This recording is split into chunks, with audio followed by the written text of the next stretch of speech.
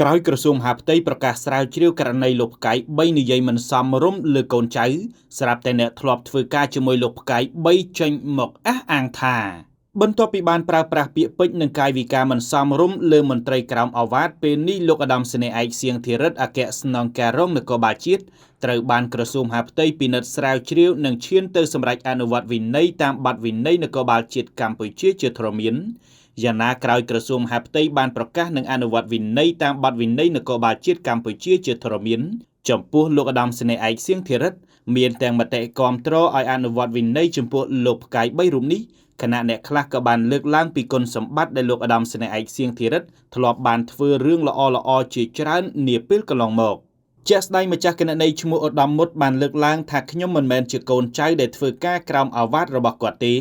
តែខ្ញុំធ្លាប់ធ្វើការជាមួយគាត់ក្នុងអំឡុងពេលសម័យ COVID-19 ក្រោមការដឹកនាំរបស់គាត់ក្នុងនាមអង្គភាពសហប្រតិបត្តិការដែលមានមន្ត្រីជាច្រើនស្ថាប័នមកធ្វើរួមគ្នា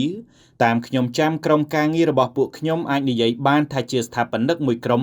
ដែលបានចូលរួមប្រយុទ្ធប្រឆាំងជាមួយ COVID-19 ពីដំបូងបំផុតរហូតបង្កើតគណៈកម្មការទទួលខុសត្រូវចំពោះកិច្ចរហូតដល់រំសាយគណៈកម្មការទាំងអស់នៅប្រទេសយើងយកឈ្នះមេរោគចង្រៃនោះម្ចាស់គណនីខាងលើនេះបានរៀបរាប់ទៀតថាអំឡុងពេលដែលខ្ញុំធ្វើការជាមួយគាត់ខ្ញុំក៏បានយល់ពីគាត់ខ្លះៗដែរគាត់គឺជាមនុស្សម្នាក់ក្នុងនាមជាថ្នាក់ដឹកនាំដែលស្រឡាញ់ការងារណាស់ធ្វើការម៉ត់ចត់មានទំនួលខុសត្រូវខ្ពស់ប៉ុន្តែនៅពេលគាត់ខឹងពេលដែលមានការងារច្រើនស្មុគស្មាញឬកូនចៅធ្វើការមិនត្រូវចិត្តគាត់តែងតែប្រើពាក្យពេចន៍មិនសូវពីរោះស្ដាប់ប៉ុន្មាននោះទេតែគាត់ជាមនុស្សម្នាក់ដែលឆាប់ខឹងនិងឆាប់បាត់ហើយក៏ជាមេមួយរូបដែលបានជួយកូនចៅរបស់គាត់ជាច្រើននាក់ហើយពាក្យសម្ដីរបស់គាត់ដែលបាននិយាយគឺគាត់និយាយតែចំពោះកូនចៅគាត់នោះទេ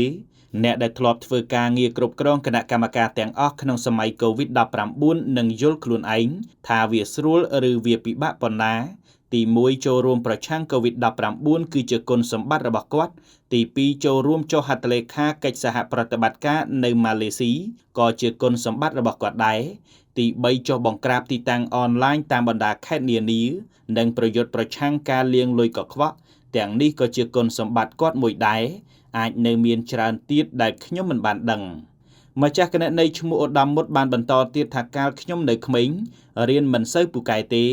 តែដឹងត្រឹមថាលោកគ្រូអ្នកគ្រូរាល់ពេលកែមេរៀនសិស្សកម្រឲ្យពិន្ទុសិស្ស10ពិន្ទុពេញណាស់រាល់ពេលសិស្សធ្វើត្រូវតែនៅពេលសិស្សធ្វើខុសម្ដងត្រូវគ្រូបានដាក់ពិន្ទុ0ឲ្យគ្នា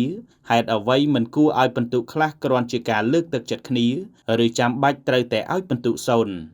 ចំណែកបរិវត្តម្នាក់ទៀតបានខមមិនថាលោកជាថ្នាក់ដឹកនាំល្អមេល្អលោកលះបង់ច្រើនណាស់ដើម្បីជាតិលោកបំពេញការងារសឹងតែគ្មានពេលសម្រាកសម្រាប់គ្រួសារនិងខ្លួនឯង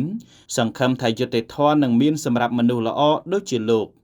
រីឯបរិវត្តម្នាក់ទៀតក៏បានខមមិនដែរថាខ្ញុំធ្លាប់បម្រើការងារជាកូនចៅគាត់ក្នុងឆ្នាំ2021-2022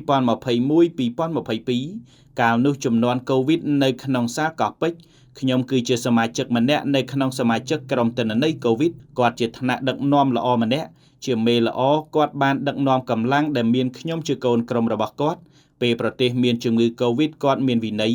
និងមានទឹកចិត្តល្អគាត់មើងម៉ាត់និងម៉ត់ចត់ក្នុងការងារហើយសម្លេងក្នុង Telegram នោះខ្ញុំថាក្រែងគាត់មានការងារច្រើននិងមួម៉ៅកំឡុងពេលឆាតក្នុង Telegram នេះជាយោបល់ខ្ញុំតែបើតាមបទពិសោធន៍គាត់គឺជាមេល្អសូមជម្រាបថាកាលពីពេលថ្មីនេះមានការបែកធ្លាយសារសម្លេងរបស់លោកឧត្តមសេនីយ៍ឯកសៀងធីរិទ្ធអគ្គស្នងការរងនគរបាលជាតិបានប្រើពាក្យសម្ដីមិនសមរម្យជាមួយកូនចៅក្រោមអាវ៉ាតនិងត្រូវបានគេចែកចាយតគ្នានិងទទួលរងការរិះគន់ពីមហាជនជាខ្លាំង